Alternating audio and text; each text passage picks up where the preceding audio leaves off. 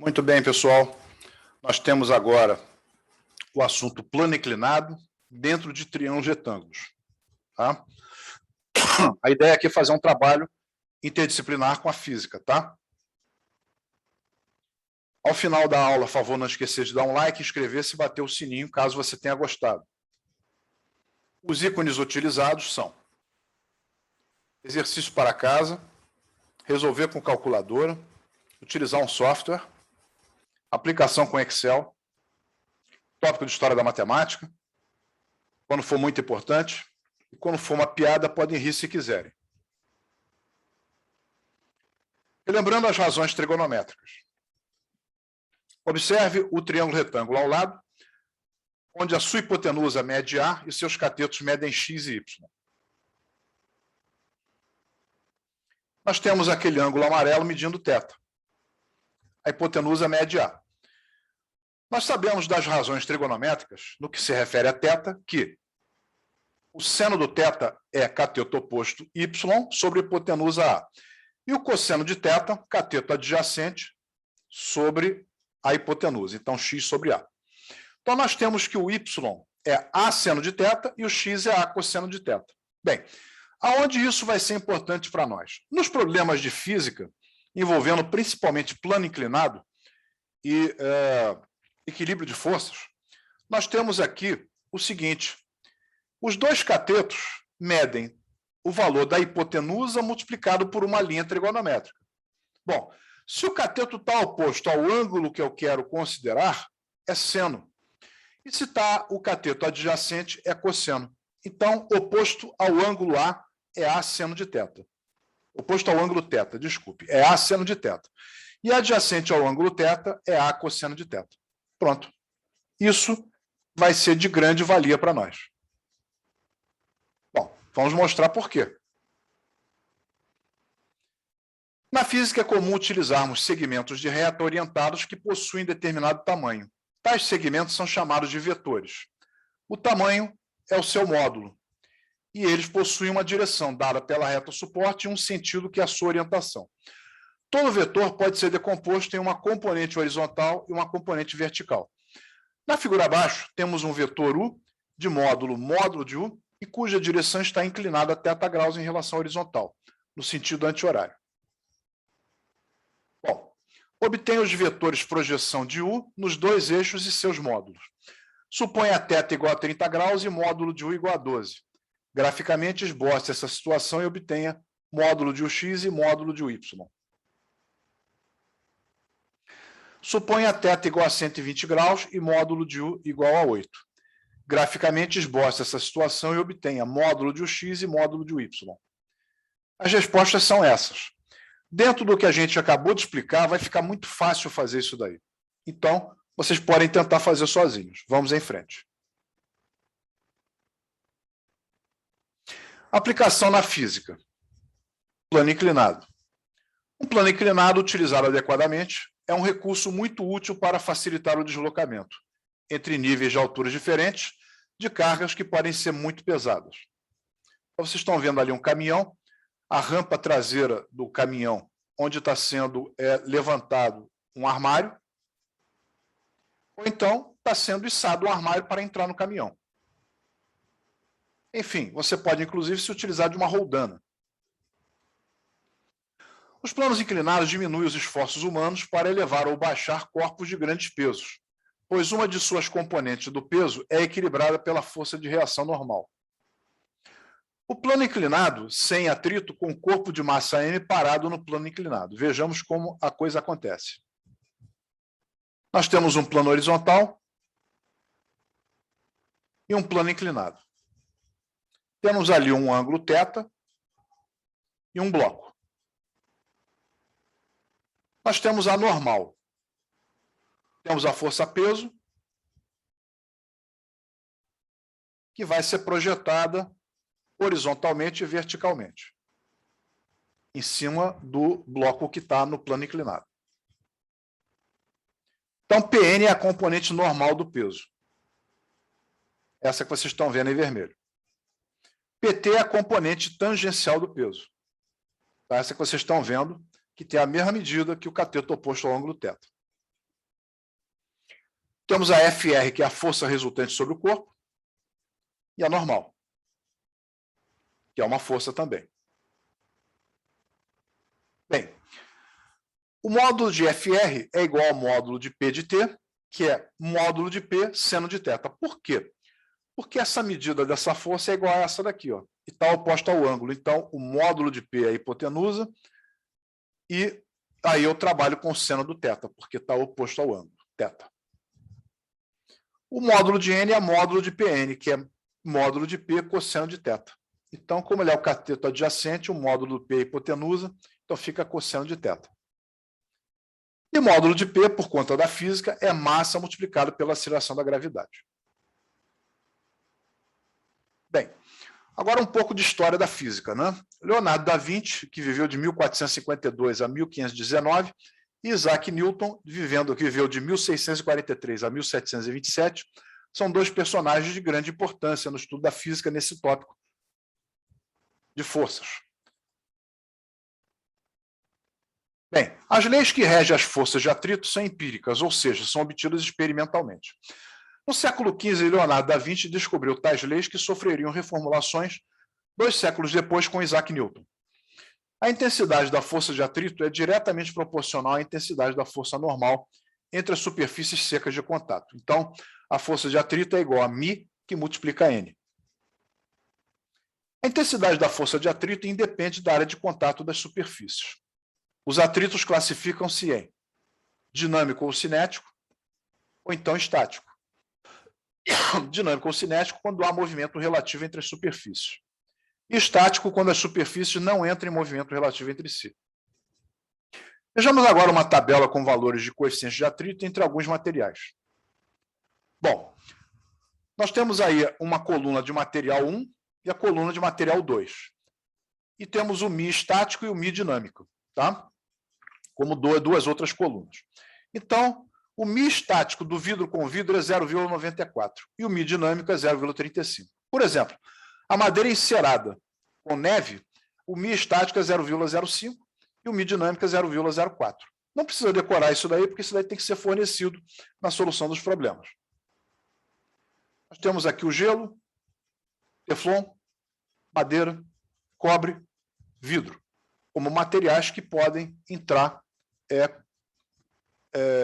como materiais de contato entre si em meio a algum problema de estática ou dinâmica, tá? Os coeficientes de atrito. Bem, vamos ver agora 4 situações. Uma delas, o bloco está em repouso, então a força resultante é 0. Então a força de atrito é igual à força que é 0. O corpo ainda está em repouso, mas agora já tem uma força F1 presente ali, que não é suficiente para deslocar. Nós temos ali uma força de atrito, sempre no sentido contrário à força que está puxando. Essa força de atrito é igual a F1. Ainda há repouso relativo nesses 2 primeiros casos. Agora, o repouso em iminência de movimento. Nós temos uma força F2 e a força de atrito máxima. A força está aumentando, então a força de atrito aumenta também. Então, a força de atrito máxima é igual a F2. A força de atrito de destaque. Agora já há movimento. Nós temos uma força e a força de atrito dinâmica. Uma força de atrito dinâmica é constante e diferente de 0 para qualquer F. Então, vejamos o que acontece à medida que aquela força vai aumentando. Começando do 0, é 0. Nós temos ali um ângulo de 45 graus. Então, quando chegarmos a uma força F2, de acordo com aquela que você está vendo na figura, que é repouso em iminência de movimento, a força de atrito é máxima. Acontece que nós tivermos uma força F2. Nós vamos ter uma força de atrito dinâmica, que é menor do que a força de atrito máxima. E aí nós vamos ter o seguinte: a força de atrito dinâmica é menor ou igual à força de atrito máxima. A força de atrito máxima é μ estático vezes N. Então, o μ estático é a força de atrito máxima sobre N. Então, nós temos por ali que o μ dinâmico vezes N é menor ou igual ao μ estático vezes N. Cortou N, então o μ dinâmico é menor ou igual ao μ estático. Temos ali um movimento. E agora, plano inclinado com atrito, com o corpo de massa M na iminência de movimento no plano inclinado. Temos ali um ângulo θ. Temos ali uma força-peso.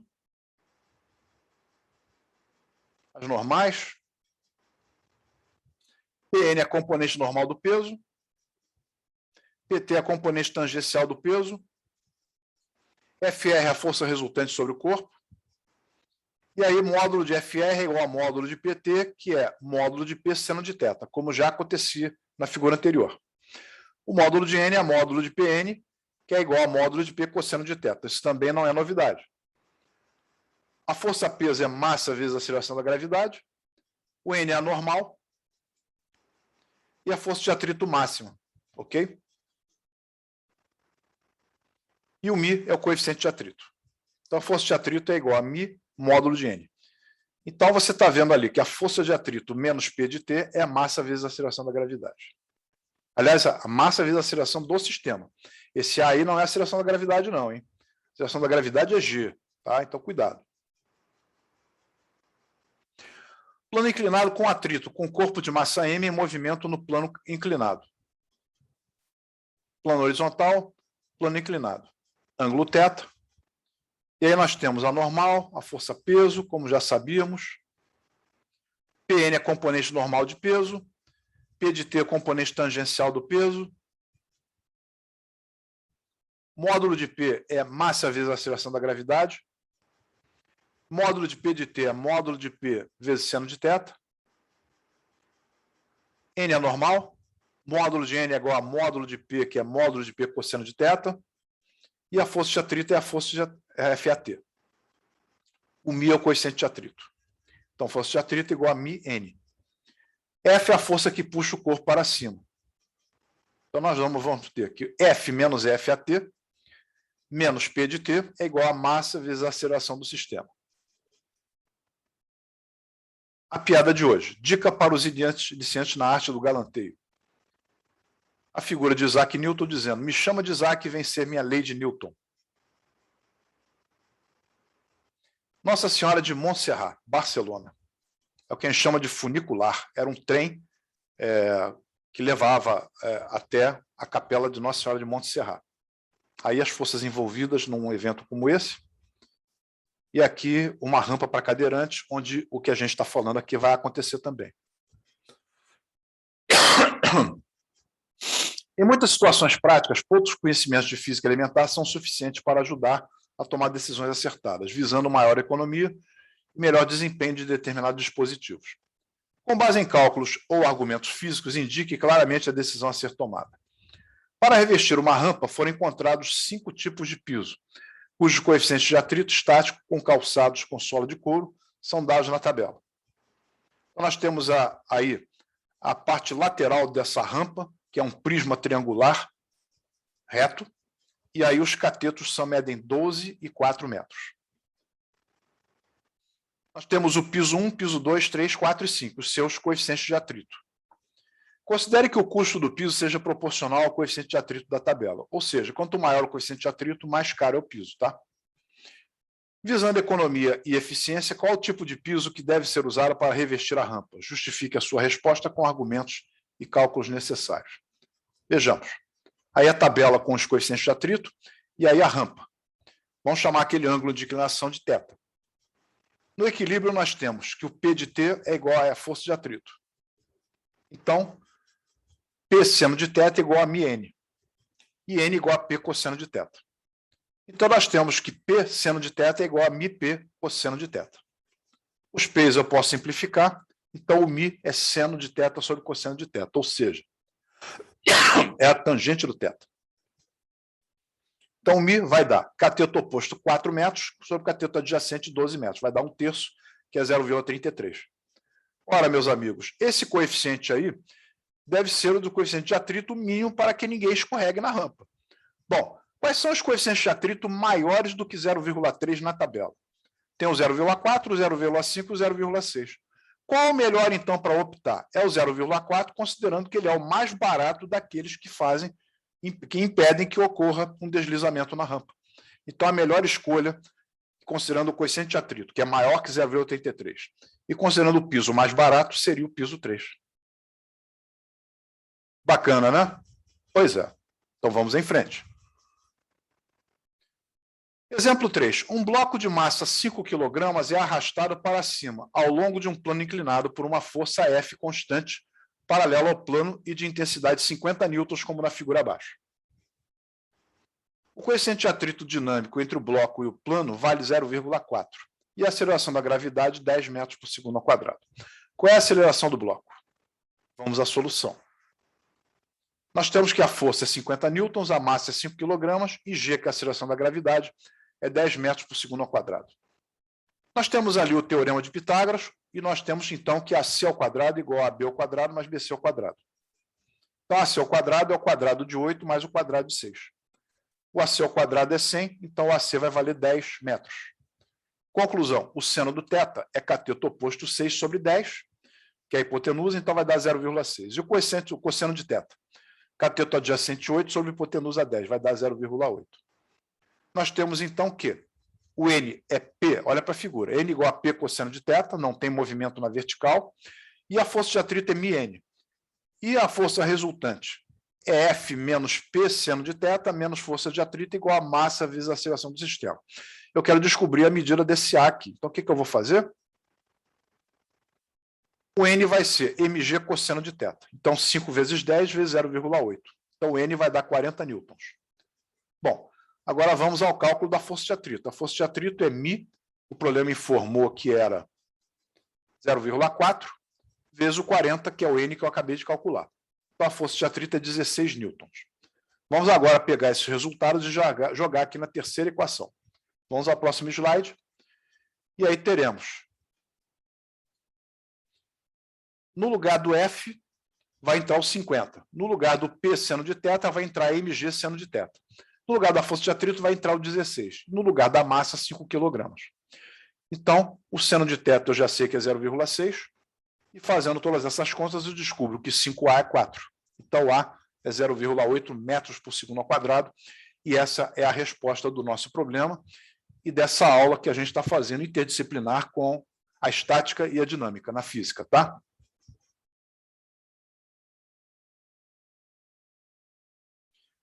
O exemplo 4 é para casa. A superfície de contato do bloco ar apresenta com o plano inclinado os coeficientes de atrito estático 0,70 e cinético 0,50. Sabe-se que θ é igual a 30 graus.